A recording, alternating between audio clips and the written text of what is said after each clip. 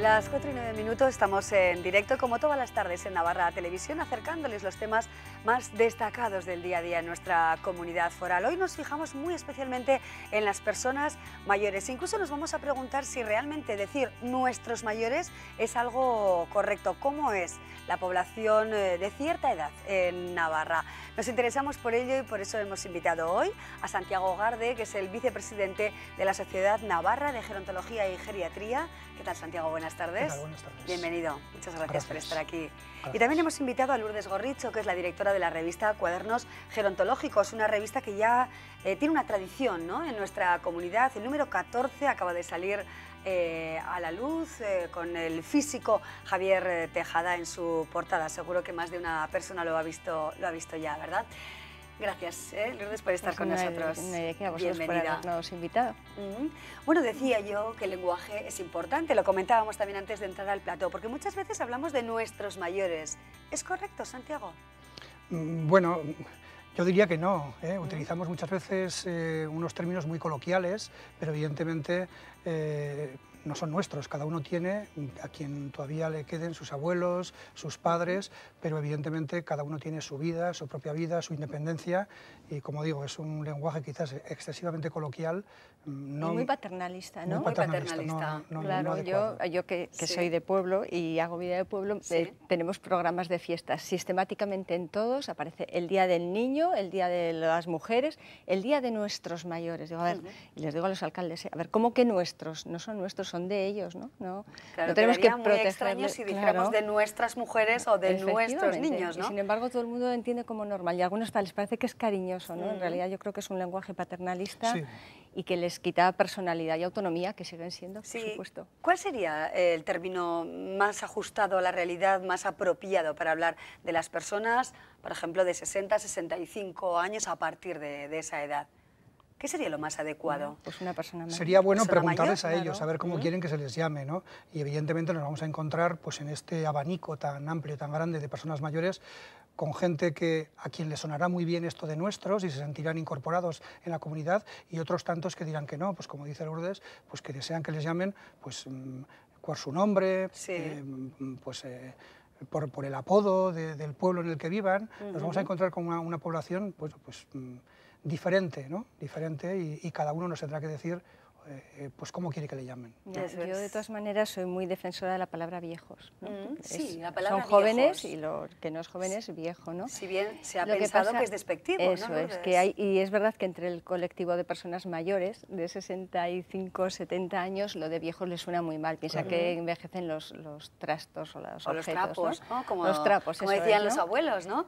Pero viejos son los trapos, decían. A mí me parece una palabra bonita y, embargo, llena de cariño, además. Y sin embargo hay personas, gente mayor, pues el profesor Aranguren, José Luis San Pedro, pues que reivindican, ¿no?, la palabra viejo y quieren que se les llame viejos, porque efectivamente no son el profesor José Luis Aranguren, el profesor José Luis San Pedro, él dice, yo no soy un viejo, perdón, yo soy un viejo, pero no soy un cacharro, algo que se tira, algo que se deja.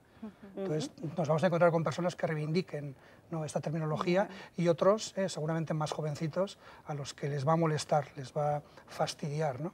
Claro. Porque se van a encontrar en el espejo del paso de los años. Claro, el inevitable paso de los años, las arrugas, el envejecimiento, pero ¿qué tipo de envejecimiento nos planteamos? ¿Es el año mundial del envejecimiento activo, saludable? ¿Qué quiere decir esto, Lourdes, Santiago? Pues que las personas, cuando van cumpliendo años, no dejan de ser personas y de tener sus intereses, sus aficiones, sus gustos, y quieren seguir haciéndolo y quieren seguir contando en la sociedad y quieren seguir teniendo su vida activa y su libertad, ¿no? No quieren que se les dirija o que se les trate como si fueran minusválidos, ¿no? Y entonces se ha hecho el Año Europeo del Envejecimiento Activo y las relaciones intergeneracionales un poco con ese fin, ¿no?, de promover esa figura de una persona mayor de determinada edad, pero con todos sus intereses y con todas sus capacidades y además con posibilidad de potenciarlas, ¿no? No de quedarte estancada o de ir perdiendo facultades, se pierden unas pero se ganan otras, ¿no? Claro. Y la verdad es que las personas mayores, vamos a decirlo así, activas, también en el sentido de compromiso con la sociedad en la que están viviendo, ¿no? Recientemente recuerdo cómo personas de cierta edad salían a la calle en contra, por ejemplo, de los ajustes o de los recortes, en contra, por ejemplo, de la situación de las viudas, de los jubilados. Hemos visto a personas de cierta edad, ¿verdad? Y quizá nos ha sorprendido un poco, mostrando su disconformidad con la actual coyuntura económica, ¿no? Y nos ha sorprendido un poco, Santiago. Sí, quizás nos sorprende porque se piensa, es también un estereotipo, que pues, la persona mayor pues, va pasando años, se jubila. Antiguamente las mujeres no se jubilaban porque como trabajaban siempre en casa era algo que no se dejaba de hacer, pero hoy nos encontramos con que los mayores hacen y siguen haciendo muchísimas cosas, ¿no? En algunos casos, y en este tiempo de crisis, en estos tiempos de incertidumbre, pues están siendo el apoyo, la columna, la parte central, vital, ¿no? de grupos de personas, porque están cuidándose de los adultos, de los nietos, y están de alguna manera sacando la economía de ese núcleo familiar adelante, gracias, por ejemplo, a los mayores, ¿no? Con un coste importante, coste emocional, en cuanto a recursos, etcétera, etcétera. Son tiempos difíciles y los mayores siguen formando una parte muy importante de nuestra sociedad. Así es. Hablábamos también muy recientemente de un informe, se hablaba del envejecimiento de la población, cada vez se vive más las mujeres que los hombres y, por ejemplo, aquí en Navarra cada vez hay más personas de más de 60 años que viven solas. ¿Se ve esto como un problema? ¿Se ve como una situación que va a perdurar en el tiempo, una nueva tendencia? ¿Cómo os acercáis a este asunto? Hombre, verdaderamente el hecho de vivir solo, si es tu opción y tú tienes esa capacidad, no es ningún problema. El problema de cumplir años es que a veces se asocia con enfermedades o se asocia con dependencias. Eso es lo que te va a generar de verdad un problema, pero el hecho de vivir solo, si tú tienes una vivienda que te permite, pues porque está adaptada, no tienes barreras arquitectónicas, aunque tengas algún déficit físico, y además tú quieres vivir solo, eso en principio no es un problema. El problema es que esa persona tenga, como decía ahora, enfermedades o dependencias que le hagan que vivir solo suponga o presuponga una desatención de sus necesidades de la vida diaria, sus necesidades básicas. Eso sería un problema. Efectivamente. Más que vivir solos, y es una cosa a la que suelen responder los mayores también con relativa frecuencia, es el sentimiento de soledad, que no significa ni que alguien viva en una casa de los metros que sean solo o que viva con más gente, con más personas, ¿no? Entonces, ese sentimiento sí que lo suelen verbalizar a las personas mayores, pero viviendo con más personas, viviendo incluso con algún hijo, viviendo solos, evidentemente. Sí. Es más el problema de la percepción de la vivencia de soledad que el hecho de vivir solos, que como dice Lourdes, es una opción voluntaria, y bueno, y en algunos casos deseable y en algunos casos buscada. Sí. También es cierto que, ya que hablamos de envejecimiento y envejecimiento activo, es cierto que la esperanza de vida, y así está demostrado en las investigaciones, es mayor en personas que viven en pareja, personas que viven acompañadas, que en personas solitarias, personas solas. Es decir, se muere más por vivir solo que viviendo acompañado.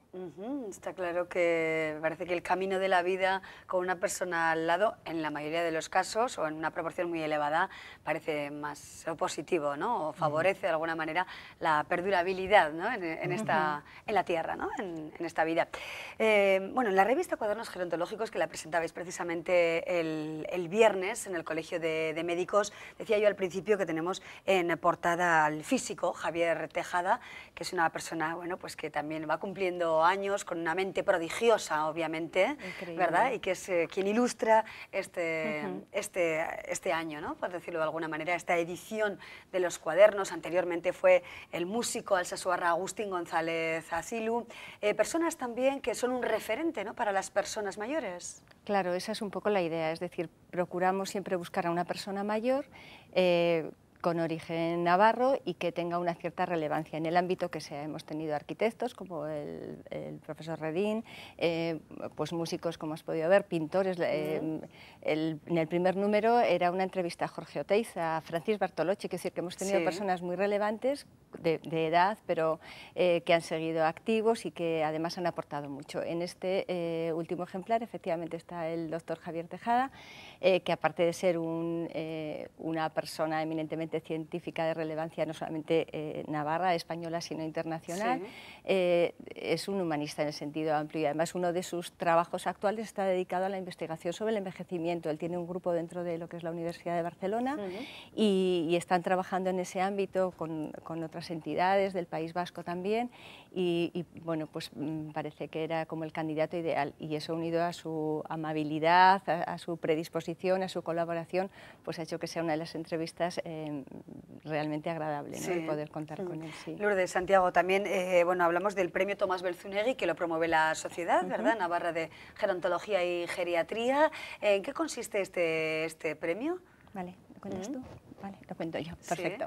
Sí. Mira, dentro de la Sociedad Navarra, que es una sociedad científica, no solamente era bueno, pues reunirnos diferentes personas de diferentes ámbitos, porque es una sociedad multidisciplinar y eso me parece importante destacarlo, no solamente de médicos, no hay solo enfermeras, hay psicólogos, hay arquitectos, hay trabajadores familiares, trabajadores sociales de todo tipo y eso hace que la visión sea muy global, ¿no? Del conjunto de todos los ámbitos que pueden influir sobre esa persona mayor.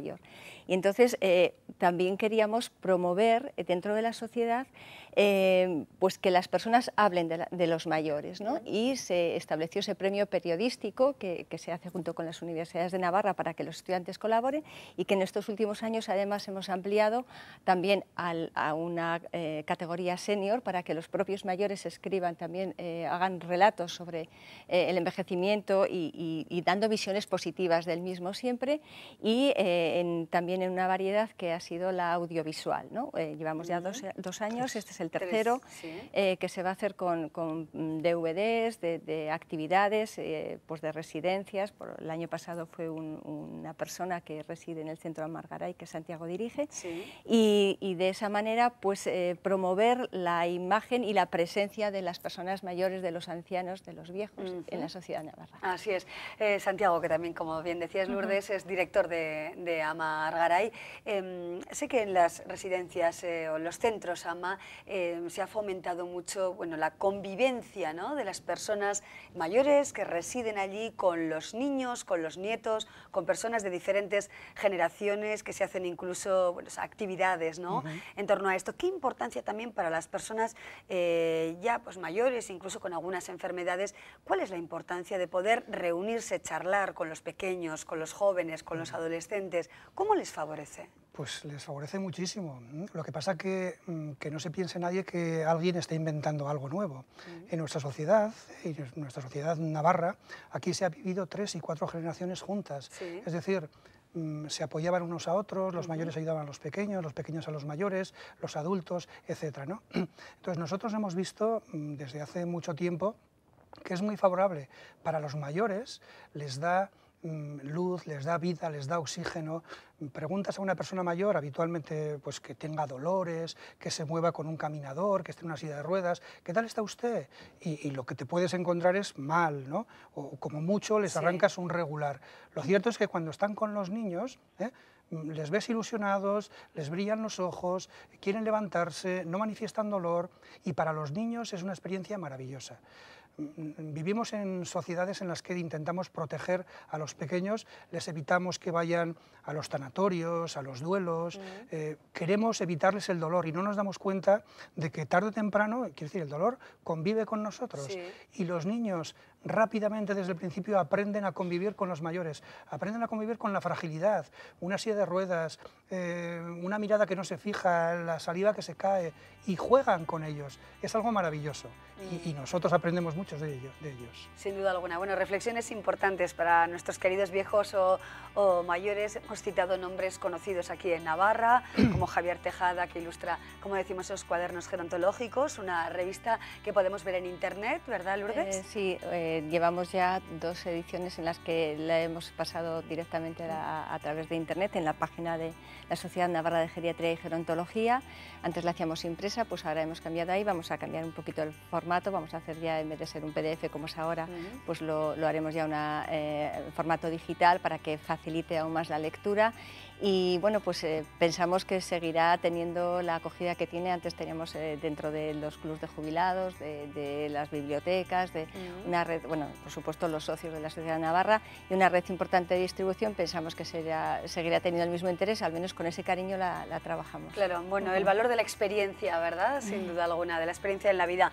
Santiago Agarde, muchísimas gracias. Y gracias, Lourdes Gorricho. Un placer hoy nuestro primer momento del programa para nuestros viejos queridos. Nosotros ahora nos preguntamos qué es un hogar. Se lo preguntamos a Silvia Lorente. ¿Qué es un hogar para ti, Silvia? Claro que puedo identificar de una manera muy fácil qué es un hogar para mí. Mira, mis hermanas y yo discutíamos siempre para ver quién cogía el diario la primera después de que lo leyera mi padre. Todas queríamos ser la que se lo leyera a las demás. Hoy ya no nos peleamos, pero echo de menos esas disputas por el diario. Nueva suscripción de fin de semana de Diario de Navarra. Disfrútalo todos los sábados y domingos, nada más levantarte, por solo 17,30 € al mes. Suscríbete en el 948 076 068. Diario de Navarra. Hogarízate.